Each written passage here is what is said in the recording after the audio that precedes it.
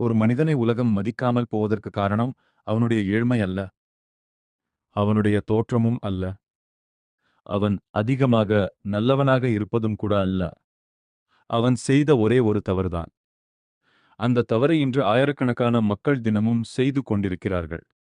சாணக்கியர் 2000 ஆண்டுகளுக்கு முன்பே அந்த தவறைப் பற்றி எச்சரித்திருந்தார். இந்த வீடியோவை கடைசி வரை பாருங்கள்.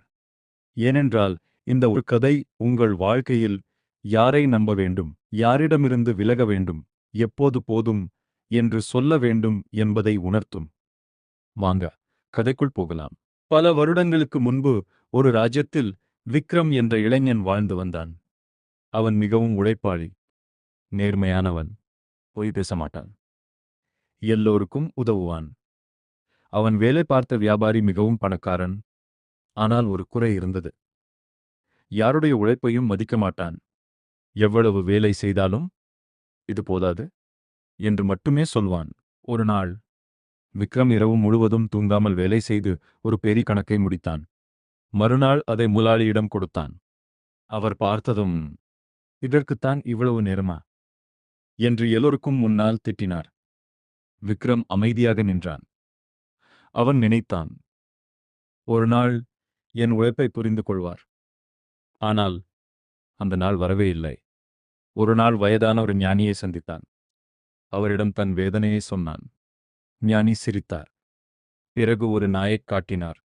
அந்த நாய் வீட்டை பாதுகாத்துக் கொண்டிருந்தது. ஆனால் வீட்டின் உரிமையாளர் தினமும் அதை அடித்துக் கொண்டே இருந்தான். அப்போது ஞானி கேட்டார், இந்த நாய் ஏன் இன்னும் இங்கேயே இருக்கிறது தெரியுமா? விக்ரம் அமைதியாக இருந்தான். ஞானி சொன்னார், அன்பு இல்லாத இடத்தில் பழக்கம் மட்டும் அதை கட்டி போட்டிருக்கிறது. பிறகு ஞானி கூறினார், மதிப்பு இல்லாத இடத்தில் நீ அதிக நாட்கள் இருந்தால் உன் மதிப்பையும் நீயே இழந்து விடுவாய். மற்றவர்கள் உன்னை எப்படி நடத்த வேண்டும் என்று முதலில் நீயே கற்றுக் கொடுக்க வேண்டும். அமைதியாக இருப்பது நல்லது, ஆனால் அவமானத்தை ஏற்றுக்கொள்வது நல்லதல்ல. விக்ரம் அன்று ஒரு விஷயத்தை மட்டும் புரிந்து கொண்டான். நம்மை மதிக்காதவர்களை மாற்றுவதற்காக வாழ்க்கையை வீணாக்கக்கூடாது.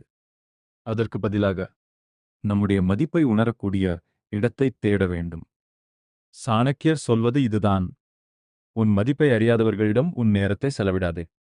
உன் அமைதியையும் சுயமரியாதையையும் காக்க கற்றுக்கொள்.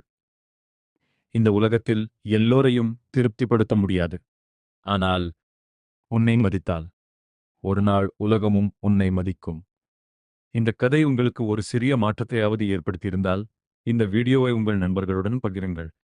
இது போன்ற வாழ்க்கையை மாற்றக்கூடிய சாணக்கியர் நீதிக் கதைகளுக்கு எங்கள் சேனலை சப்ஸ்கிரைப் செய்ய மறக்காதீர்கள். அடுத்த கதையில் மீண்டும் சந்திப்போம்.